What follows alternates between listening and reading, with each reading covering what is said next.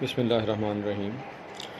Last lecture में हमने hypothesis test जो है वो सिंगल मीन के लिए किया था।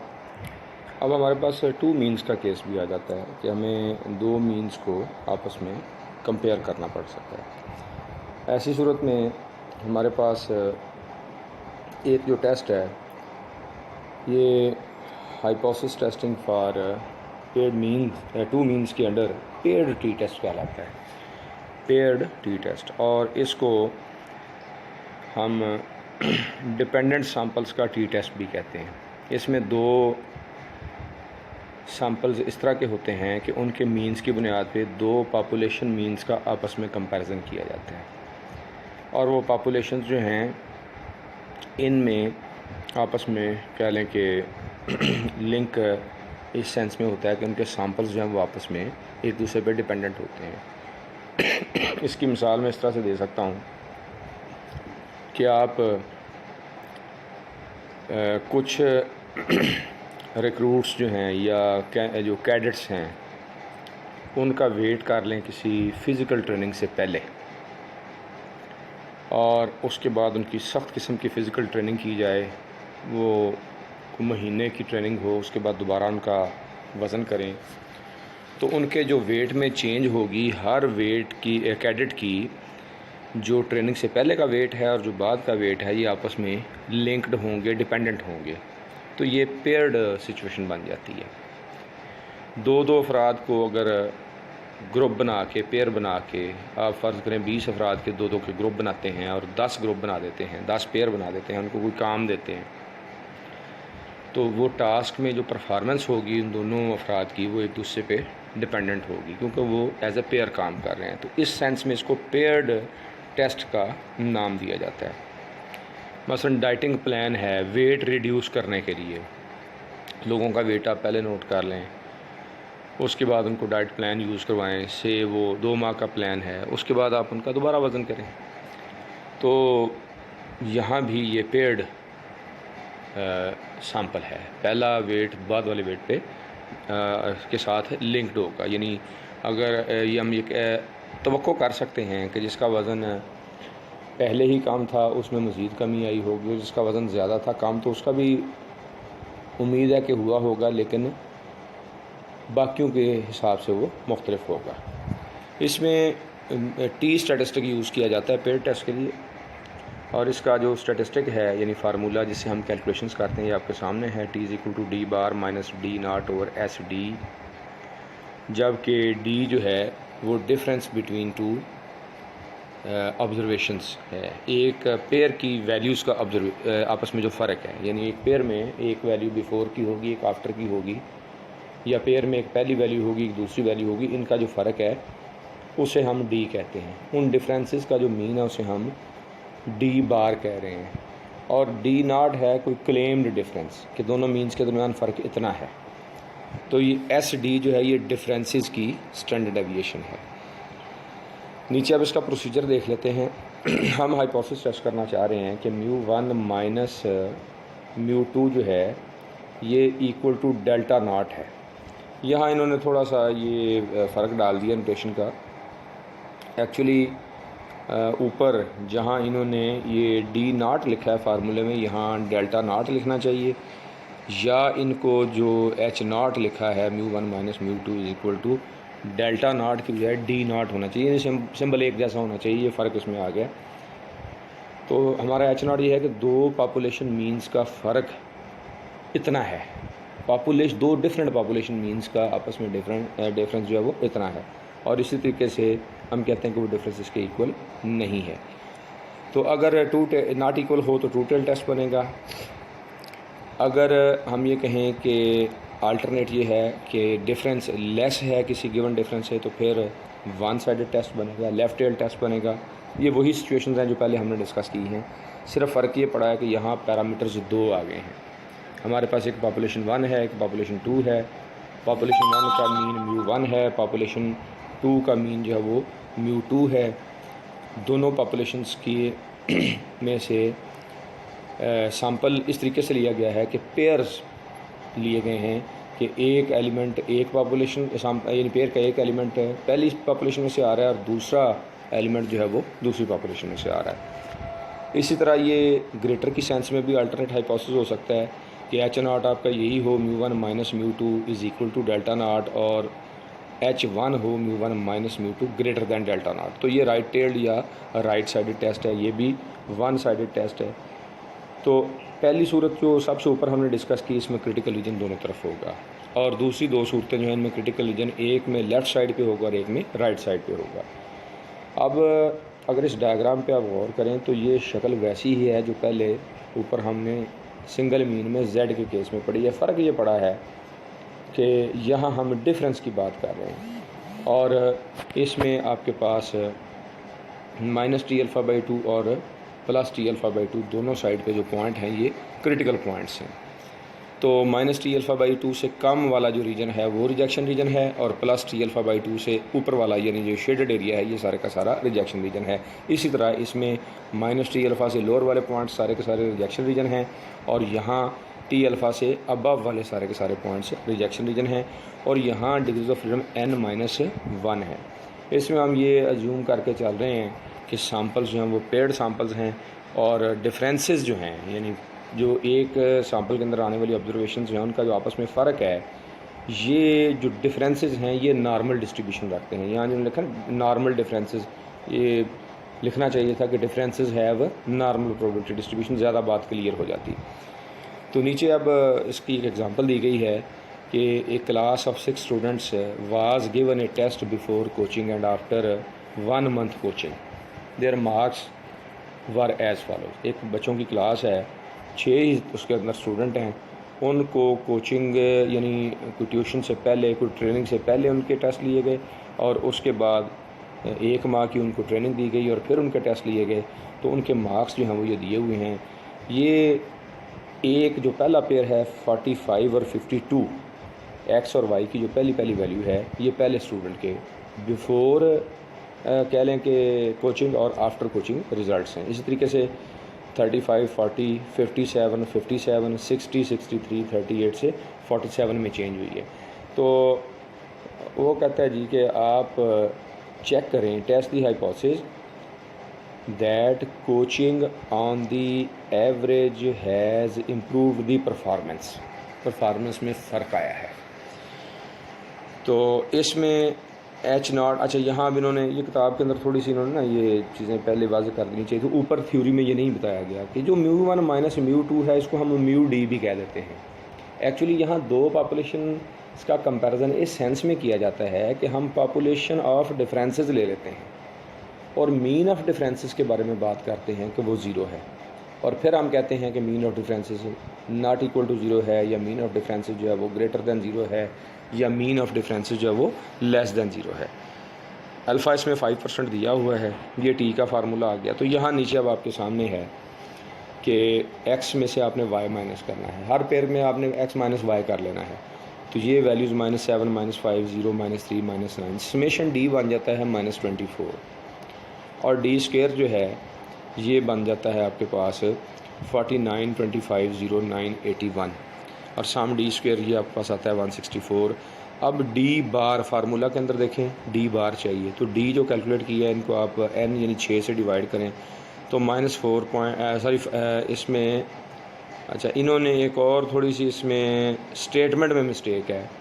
सवाल में 6 स्टूडेंट कह दिए गए हैं, लेकिन डाटा जो वो 5 पेयर्स का है, यानी ये करेक्शन इसमें ये भी कर लें कि जो स्टूडेंट्स हैं वो 5 हैं, 6 नहीं है। तो यहाँ अब आपके पास 5 पेयर्स हैं, तो सम d ओवर n करेंगे तो -24 डिवाइड बाई 5 आ जाएगा, तो ये -4.8 डी बार आ गया। अब standard deviation of these differences निकालें। ये जो डी स्क्वायर का कॉलम कैलकुलेट किया गया ना, ये असल में इनके स्टैंडर्ड डेविएशन कैलकुलेट करने के लिए किया गया। तो ये फार्मूला कोई मुख्तलिफ फार्मूला नहीं है, बिल्कुल जहाँ आप स्टैंडर्ड डेविएशन ऑफ एक्स का फार्मूला पहले टी टेस्ट में ऊपर अप्लाई करके आए हैं वैसे ही आपने इसको अप्लाई करना है। फ़र्क ये पड़ना है कि जहाँ x था वहाँ पे अब d आ जाएगा। तो ये 1 over n minus 1 sum d square minus sum d over n का स्क्वायर, ये फार्मूला आपके पास बन गया। कॉलम्स के अंदर कैलकुलेशंस की हुई हैं, वैल्यूज़ पुट करें तो SD आ जाता है 5.32। अब आपके पास जो है कैलकुलेटेड वैल्यू आई है -2.02। अब हमने देखना है कि क्या ये वाली वैल्यू क्रिटिकल रीजन में आती है या एक्सेप्टेंस रीजन में आती है। तो हमारे पास चूँकि 5 ऑब्जर्वेशंस हैं और n-1 हमारी डिग्रीज ऑफ फ्रीडम बननी है, तो 4 डिग्रीज ऑफ फ्रीडम बनती है। हमने इस टेस्ट को टू टेल टेस्ट के तौर पे लिया है, तो टेबल वैल्यू इसकी आती है 2.766। तो लेफ़्ट साइड पे वो माइनस साइन के साथ आएगी और राइट साइड पे वो प्लस साइन के साथ जो वो आएगी। तो हमारी वैल्यू जो है वो क्लियरली क्रिटिकल रीजन में नहीं जाती है। नीचे उन्होंने एक्स्ट्रा लाइन लगा के दिखाया है कि -2.02 जो है वो क्रिटिकल रीजन के अंदर नहीं आती। क्रिटिकल रीजन जो है वो -2.776 से कम है या 2.776 से ज़्यादा है। हमारी वैल्यू इनके दरमियान में आती है और जो दरमियान वाला रीजन होता है वो एक्सेप्टेंस रीजन होता है। इसलिए हम ये कंक्लूड कर सकते हैं कि H0 रिजेक्ट नहीं हुआ। We do not reject H0। यानी ट्रेनिंग से बज़ाहिर यानी कोचिंग से फ़र्क तो पड़ा है नंबरों में, लेकिन वो इतना नहीं है कि आप ये कह दें कि दोनों पॉपुलेशंस के मीन ही मुख्तलिफ हो गए हैं। यानी बिफ़ोर ट्रेनिंग और आफ्टर ट्रेनिंग एवरेज मार्क्स जो हैं वो एक दूसरे से मुख्तलिफ हैं, हम ये नहीं कह सकते। फ़र्क पड़ा है लेकिन वो फ़र्क निगलिजिबल है। अच्छा, अब ये तो हमने एक स्पेशल केस लिया जो टी टेस्ट के साथ डील किया जाता है, जिसमें हम पेड सैम्पल की बात कर रहे हैं। अब एक केस और आ जाता है जो नॉर्मल डिस्ट्रीब्यूशन की मदद से ही किया जाता है। इसमें हम कहते हैं कि दो पॉपुलेशंस हैं, यहाँ डिपेंडेंट सैंपल नहीं होंगे। यहाँ दोनों सैंपल्स एक दूसरे से इंडिपेंडेंट हो सकते हैं और उनके सैंपल साइजेस आपस में जो हैं वो कुछ भी हो सकते हैं। कहता है कि आप हाइपोथेसिस टेस्ट करें difference between two population means μ1 minus μ2, जबकि हमें सिग्मा 1 और सिग्मा 2 का पता है, यानी या कह लें कि वेरिएंसेस का हमें पता है, वो नोन है।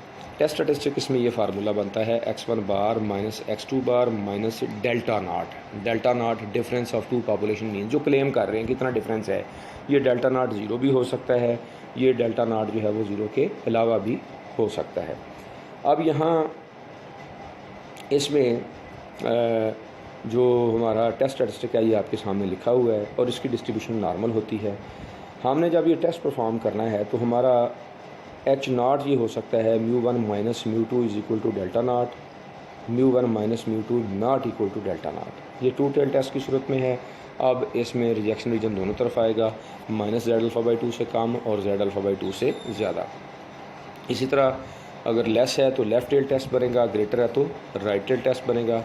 इसको मैं दोबारा एक्सप्लेन नहीं करूँगा, ये वैसी है जिस तरह हम पहले देख चुके। यहाँ डायरेक्ट इसकी मैं एग्जांपल आपको दे रहा हूँ कि दो रैंडम सैंपल्स हैं। कहता है given two random samples from two independent population. दो इंडिपेंडेंट पॉपुलेशन हैं, आप हाइपोथेसिस टेस्ट करें कि दोनों पॉपुलेशन मीन्स इक्वल हैं एट 5% लेवल, जबकि N1 ये पहली पॉपुलेशन में से हासिल किया गया सैंपल है, 100 है। x1 बार पहले पॉपुलेशन के सैंपल का मीन है और सिग्मा 1 पहली पॉपुलेशन की स्टैंडर्ड डिवीजन है, N2 दूसरी पॉपुलेशन की स्टैंडर्ड का सैंपल साइज़ है 75, x2 बार दूसरी पॉपुलेशन में से जो सैंपल लिया गया उसका मीन है और सिग्मा 2 दूसरी पॉपुलेशन की स्टैंडर्ड डिवीजन है। हाइपोथेसिस ये है कि मीन बराबर हैं। ये μ1 इक्वल टू μ2 भी लिखा जा सकता है या इस तरह से जैसे यहाँ लिखा हुआ है μ1 माइनस μ2 इज़ इक्वल टू 0 भी लिखा जा सकता है। इस तरीके से दोनों तरह से इस चीज़ को लिखा जा सकता है। तो अल्टरनेट है, चूँकि उसने सिर्फ इतना कहा है कि चेक करें कि इक्वल हैं, तो अल्टरनेट नेचुरल फिर हम लिखेंगे not equal. Level of significance इसमें जो है वो 0.05 आ जाएगा। टेस्ट स्टैटिस्टिक आपके सामने लिखा हुआ है। अब इसमें डेटा जो गिवन है वैल्यूज़ पुट करें तो Z की वैल्यू आती है -2.42। ये जो Z की वैल्यू 1.96 टेबल वैल्यू है, ये हम पहले भी देख चुके हैं कि 5% पे जब टेस्ट करते हैं और टू टेल टेस्ट होता है। ये छोटा सा टेबल मैंने प्रीवियस लेक्चर में दिखाया था और बताया था कि ये वैल्यूज़ आपने याद कर लेनी है। तो -1.96 और +1.96 इसकी क्रिटिकल वैल्यूज़ बनती हैं और हमारी जो वैल्यू है वो है -2.42। तो ये क्लियरली -1.96 से कम है, यानी ये ग्रे एरिया में चली जाती है जो कि क्रिटिकल रीजन है। तो हम यहाँ ये कह सकते हैं कि हमारा हाइपोथेसिस जो है वो रिजेक्ट हो रहा है, यानी दोनों पॉपुलेशंस के मीन आपस में बराबर नहीं हैं। तो हम ये कंक्लूड करते हैं कि μ1 इज़ इक्वल टू μ2 का जो H0 है वो रिजेक्ट हो जाता है। एक सिचुएशन ये भी आ सकती है कि हमने दो इंडिपेंडेंट पॉपुलेशन के मीन्स का डिफरेंस चेक करना है, लेकिन हमें उनकी वेरिएंसेस का भी नहीं पता या उनकी स्टैंडर्ड डेविएशंस क्या है लेकिन नहीं पता। तो अब यहाँ ये कंडीशन आएगी कि दोनों सैम्पल्स लार्ज हों, N1 भी ग्रेटर दैन इक्वल टू 30 हो और N2 भी ग्रेटर और इक्वल टू 30 हो, यानी 30 का कम से कम सैंपल आप एक पॉपुलेशन में से लें और 30 का ही कम से कम सैंपल आप दूसरी पॉपुलेशन में से लें। तो ये टेस्ट स्टैटिस्टिक बनेगा जैसे हमने सिंगल मीन में देखा था कि सिग्मा की जगह पे सैंपल स्टैंडर्ड डेविएशन S आ जाती है, तो यहाँ पहली पॉपुलेशन की वेरिएंस S1 स्क्वायर और दूसरी पॉपुलेशन की वेरिएंस S2 स्क्वायर, वहाँ हमने S स्क्वायर की बजाय जो वहाँ फार्मूला इस तरह का है कि उसमें सिर्फ सिग्मा यूज़ होना है तो सिग्मा को हम S से रिप्लेस कर देते हैं। यहाँ फार्मूले में हम वेरिएंस यूज़ कर रहे हैं तो लिहाजा हम सिग्मा 1 स्क्वायर की जगह पे S1 स्क्वायर रिप्लेस कर देते हैं, सिग्मा 2 की जगह पे S2 स्क्वायर जो है वो रिप्लेस कर देते हैं।